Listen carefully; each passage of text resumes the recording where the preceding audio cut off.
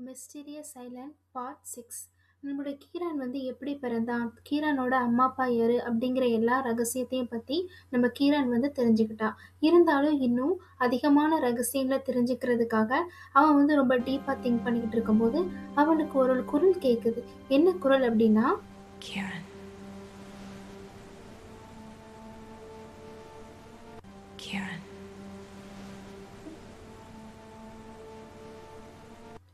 அப்போ அவன் வந்து நினைக்கிறான், ஒவ்வொரு வாட்டியும் அந்த குரல் வந்து என்ன பண்ணுது அப்படின்னா, அவன் முன்னாடி வந்து அது அப்பியர் ஆகுது. அவனை வந்து கிரான் கிரான் சொல்லிட்டு ஒரு விஸ்பர் வாய்ஸ்ல வந்து அவனை வந்து கூப்பிடுது. ஆனா அவன் வந்து முழுமையான ரகசியத்தை சொல்லு அப்படின்னு கேட்கும்போது ஒரு பர்டிகுலர் டைம் வந்து அது வந்து பேசிட்டு அதுக்கப்புறம் அது மறைஞ்சு போயிருது. அப்போ அவன் வந்து கிரான் வந்து சொல்றான், இந்த வாட்டி கண்டிப்பா நான் அந்த குரல்ல அந்த எங்கிருந்து அந்த குரல் வருது, அந்த குரல்ல இருக்கக்கூடிய எல்லா ரகசியங்களையும் நான் தெரிஞ்சுப்பேன். இந்த டைம் வந்து நான் வந்து பாதி விஷயத்த கேட்டுட்டு விட மாட்டேன். கண்டிப்பா முழு விஷயமும் எனக்கு தெரிஞ்சே ஆகணும் அப்படின்னு சொல்லிட்டு, அந்த குரல நோக்கி அவன் காட்டுக்குள்ள பயணம் செய்றான். அப்போ காட்டுக்குள்ள அவன் வந்து பயணம் செஞ்சுகிட்டு இருக்கும்போதே, அவன் வந்து பேசிட்டே வரான். என்ன பேசுறான் அப்படின்னா, கிட்டத்தட்ட வந்து ஒரு 25 வருஷமா அவன் வந்து அந்த தீவுக்கு வெளிய வந்து அவன் வாழ்ந்துட்டு இருந்தான். அப்போ அந்த தீவுக்கு வெளிய அவன் வாழ்ந்துட்டு இருக்கும்போது, பல பெண்கள் வந்து அவன சுத்திட்டு வந்தாலும் கூட, இதுவரைக்கும் அவன் வந்து எந்த பெண் மீதுமே வந்து ஒரு காதல் கொண்டதே இல்ல. ஆனா, இந்த குரல வந்து எப்போ கேட்டானோ, அப்பவே இருந்து அவனுக்கு அந்த குரல் மேல வந்து ஒரு காதல் வந்து அவனுக்கு வந்துருது. ம். கீரான் வந்து அவனுடைய அம்மா, அதுக்கப்புறம் தங்கச்சி, எந்த ஒரு பெண்ணுடைய வாடையுமே இல்லாம வளர்ந்த நம்மளுடைய கீரான், இந்த குட்டையிலிருந்து வரக்கூடிய இந்த குரல் வந்து அவனுக்கு ரொம்ப புடிச்சு போயிருது. அது மட்டும் இல்லாம அந்த குட்டையிலேருந்து வரக்கூடிய அந்த பெண்ணோட குரல், அதுக்கப்புறமா அந்த பெண்ணோட ஒரு அன்பான வாய்ஸ், இது எல்லாமே வந்து அவன வந்து ஒரு காதல் மயக்கத்திலேயே உள்ளாக்கிருது. அதனால தான் வந்து கீரான் வந்து அந்த வாய்ஸ் கேட்டதும் அந்த குட்டைக்குள்ள ஓடி வந்துருதான். அப்போ அந்த குட்டை கிட்ட இப்ப வந்துட்டான். குட்டை கிட்ட வந்ததுக்கு அப்புறமா அவன் வந்து அந்த தண்ணி கிட்ட அவன் பேசுறான். அப்போ வந்து அவன் பேசுறான். பேசும்போது, "நீ யாரு? என்னுடைய என்னுடைய பேரு வந்து உனக்கு எப்படி தெரியும்? அது மட்டும் இல்லாம, நான் வந்து நீ எவ்ளோ தூரத்துல நான் இருந்தாலும், உன்னுடைய குரல் வந்து எனக்கு மட்டும் தான் கேக்குது. எனக்கு மட்டும் தான் கேக்குது." அப்படின்னு ரொம்ப கன்ஃப்யூஸா அவன் பேசிட்டு இருக்கான். என் பக்கத்துல என்னுடைய நண்பன் விக்ரமா வந்து என் கூட இருந்தான். ஆனா வந்து விக்ரமாக்கு உன்னுடைய குரல் வந்து கேட்கவே இல்ல. ஆனா எனக்கு மட்டும் உன் குரல் கேட்குது. அதுக்கு காரணம் என்ன? அப்படிங்கிறத நெறைய விஷயங்கள வந்து அந்த நீர்க்குட்டை கிட்ட அவன் கேட்டுட்டு இருக்கான். அப்போ நீர்க்குட்டை கிட்ட கேட்டுட்டு இருக்கும்போது, அந்த நீர்க்குட்டை வந்து இப்போ முழுமையான பதில சொல்றதுக்கு முற்படுது. என்ன சொல்லுது அப்படின்னா, "கிரான், உனக்கு முழுமையான விஷயம் தெரியக்கூடிய நேரம் வந்துட்டு. இதுக்கு மேல தாமதப்படுத்த நான் விரும்பல. உனக்கு எல்லா விஷயத்தையும் நான் சொல்றேன்." அப்படின்ட்டு வந்து அந்த குட்டை வந்து பேசுது. அப்போ வந்து அந்த நீர்க்குட்டை பேசுது. அப்போ வந்து கீரான் சொல்றான், அப்படியா? ஃபைனலி நீ ஒத்துக்கிட்டியா? எல்லாமே நீ சொல்லப் போறியா?" அப்படின்னு சொல்லிட்டு கீரானுக்கு வந்து ஒரே ஒரு ஃபைனலி "அப்பா!" அப்படின்னு சொல்லிட்டு, "ஓகே, எல்லா விஷயத்தையும் சொல்லு, எல்லா விஷயத்தையும் சொல்லு." அப்படின்னு சொல்லிட்டு நம்ம அந்த நம்ம கீரன் வந்து அந்த குட்டை கிட்ட அவன் கேட்குறான். அதுக்கப்புறம் அ மேம் அந்த குட்டை வந்து பேசும்போது, அவனுக்குள்ள வந்து ஒரு வைப்ரேஷன். அது மட்டும் இல்லாம அந்த குட்டை வந்து பேசவே வேணாம். ஜஸ்ட் வந்து இவனுடைய அந்த மைண்ட் மைண்ட் அண்ட் அந்த அந்த குட்டையோட 2 பேருடைய ஒரு மைண்ட் வந்து கனெக்ட் ஆனாலே, அது பேசணும் அப்படிங்கிற அவசியமே இல்ல. இவனுக்கு வந்து எல்லாமே வந்து இவனுக்கு வந்து எல்லாமே வந்து தெரிய ஆரம்பிச்சுரும். அப்ப தெரிய ஆரம்பிச்சதும், அந்த நீர்க்குட்டை வந்து ஒவ்வொன்னா பேசுது. என்ன பேசுதுன்னா, "கிரான், நீ எனக்காக படைக்கப்பட்டவன். நான் வந்து உனக்காக படைக்கப்பட்டவள். அதனால தான் நீ எங்கேயோ இருந்து இந்த ஐலேண்டுக்கு நீ வந்திருக்க. அது மட்டும் இல்லாம, இந்த இந்த இந்த உலகத்த பொறுத்தவரைக்கும், நீ வந்து 25 வருஷம் வெளிய நீ வாழ்ந்தாலும், இந்த இடத்துக்கு வரணும் அப்படிங்கிறது வந்து விதிக்கப்பட்டது. நீ பிறக்கும்போதே அது எழுதப்பட்டுட்டு. அதனால தான் நீ இந்த இடத்துக்கு நீ வந்துட்ட. என்னப் பத்தின ரகசியத்த நான் சொல்றேன் கிரான். கேள்." அப்படின்னு அவன் சொல்றான். அப்போ, "கிரான், உனக்கு ஒண்ணு தெரியுமா? நீ எந்த நேரத்துல பிறந்தியோ, அதே நேரத்துல பிறந்தது நான் தான். மரியானா கிடையாது. மரியானாவோட அக்கா தான் நான். என் பெயர் வந்து ஹேனா. அன்னைக்கு ஹீனா ஹீனா அரசி வந்து குழந்தை பெத்துக்கிட்டது மரியானாவ மட்டும் இல்ல, ஹேனாவான என்னையும் தான். ஆனா முதல்ல பிறந்தது நான் மட்டும்தான். 2வது பிறந்தது தான் மரியானா. இந்த விஷயம் அவள பெத்தெடுத்த அவ் என்னுடைய அம்மாவான ஹீனாக்கு கூட தெரியாது. அது அப்போ இம் இந்த இந்த தியோடோகஸ் ஐலேண்ட பொறுத்தவரைக்கும் ஒரு குழந்தை மட்டும் தான் பிறக்கணும். அதுவும் ஒரே ஒரு பெண் குழந்தை மட்டும் தான் பிறக்கணும். ஆனா நாங்க இரட்டையர்களா பிறந்துட்டோம்.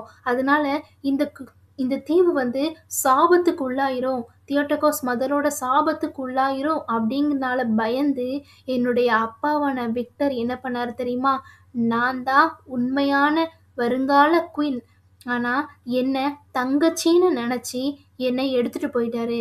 தங்கச்சின்னு நினைச்சு என் அம்மா கிட்ட இருந்து என்னை பிரிச்சு கொண்டு வந்து என்னை இந்த இடத்துல விட்டுட்டு போயிட்டாரு. அது மட்டும் இல்லாம என்னை இந்த இடத்துல விட்டுட்டு போகிறதுக்கு முன்னாடி என் அப்பா ரொம்பவும் அழுதாரு. அவருடைய இந்த ஐலேண்டுக்கு அவர் வர்றதுக்கு முன்னாடி அவர் பல பாவங்களை பண்ணிட்டு வந்துட்டாரு. பல பாவங்கள், பல உயிர்களை வந்து அவர் கொன்னுட்டு வந்துட்டாரு. அப்போ கொன்னுட்டு வந்துட்டு அவருடைய மீதி வாழ்க்கைய நல்லபடியா வாழலான்னு பார்த்தா தன்னுடைய மகளையே ஆல்மோஸ்ட் கொல்லக்கூடிய ஒரு சிச்சுவேஷன் வந்து அவருக்கு வந்துட்டு, இது வந்து அவர் இதுக்கு முன்னாடி பண்ண பண்ண ஒரு சாபம் தான் என் குழந்தைய வந்து பாதிச்சிருக்கு அப்படின்னு சொல்லிட்டு அவரால தாங்கவே முடியாத வழியில என்ன அரண்மனையை விட்டு வெளியே கொண்டு வந்தாரு.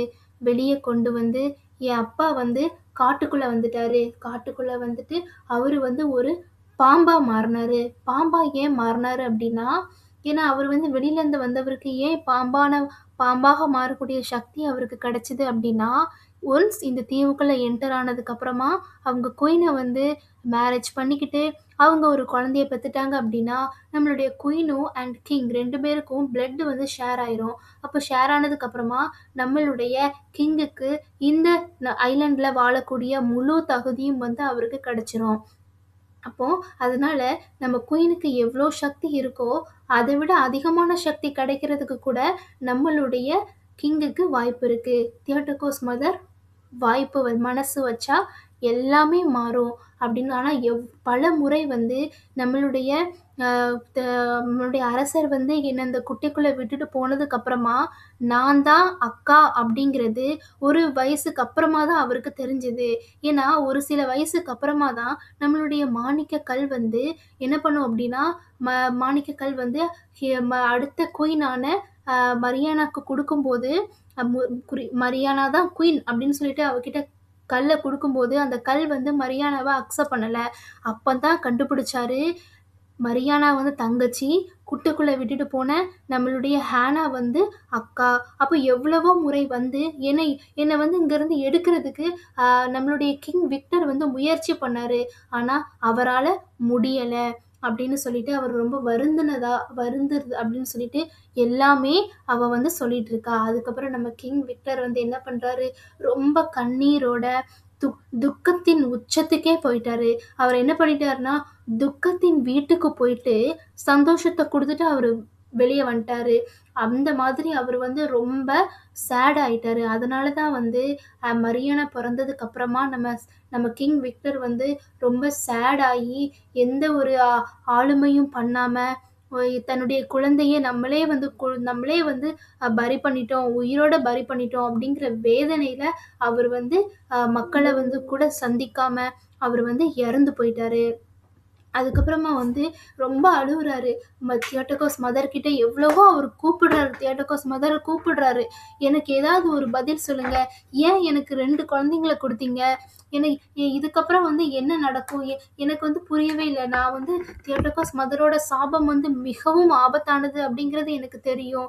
என்னால் இதுக்கப்புறம் என்ன பண்ணணும் அப்படிங்கிறதும் எனக்கு தெரியவே இல்லை.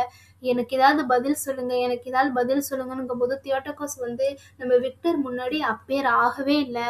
அப்போ இதுதான் கடைசி வழி அப்படின்னு சொல்லிட்டு நம்மளுடைய மரியானாவை அவர் என்ன பண்ணிட்டாரு, நான் வந்து உனக்கே நான் கொடுத்துட்றேன், நீ தானே எனக்கு எக்ஸ்ட்ரா கொடுத்த அப்படின்னு சொல்லிட்டு நான் உன்னுடைய குழந்தைய உனக்கே ஒப்படைக்கிறேன் அப்படின்னு சொல்லிட்டு நம்மளுடைய கிங் விக்டர் வந்து மரியானாவை தியோடோகஸ் மதரோட மடியில் வச்சுட்டு கண்ணீர் விடுறாரு.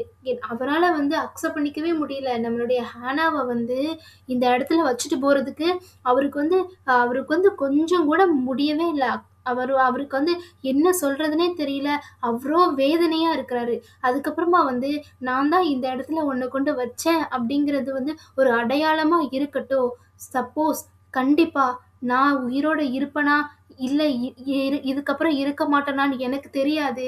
ஆனா, நீ இங்க இருந்து கண்டிப்பா வெளிய வருவ அப்படிங்கிறது மட்டும் எனக்கு தெரியும். அப்படி நீ வெளிய வரும்பொழுது, இது வந்து நான் தான் உன்ன இங்க கொண்டு வந்து வச்சேன் அப்படின்னு ஒரு அடையாளமா இருக்கட்டும் அப்படின்னு சொல்லிட்டு, அவருடைய கிங் அப்படிங்கிற அடையாளமான ஒரு மோதிரத்த நம்மளுடைய ஹேனா மேல வச்சுட்டு, அவரு வந்து ஹேனாவோட முகத்த பார்க்குறாரு.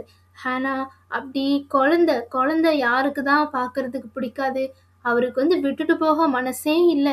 இருந்தாலும் என்ன பண்றது? விட்டுட்டு போய் தான ஆகணும். அப்படின்னு சொல்லிட்டு, அவரு குழந்தைய தியோடோகஸ் மதரோட மடியில வச்சுட்டு, அப்படியே அவரு திரும்பி போறாரு. அந்த இடத்துல அப்படியே அமைதி நிலவுது. ரொம்ப அமைதியா என்ன பண்றதுன்னு தெரியாம அப்படியே ஹேனாவ விட்டுட்டு போறாரு. நம்ம ஹேனா அந்த இடத்துல ஒரு ஃப்ளவர் மாதிரி அழகா மிதந்துட்டு இருக்கா. அப்போ கொஞ்சம் டிம் ஆகுது. உடனே லைட் வந்து பிரைட் ஆகுது.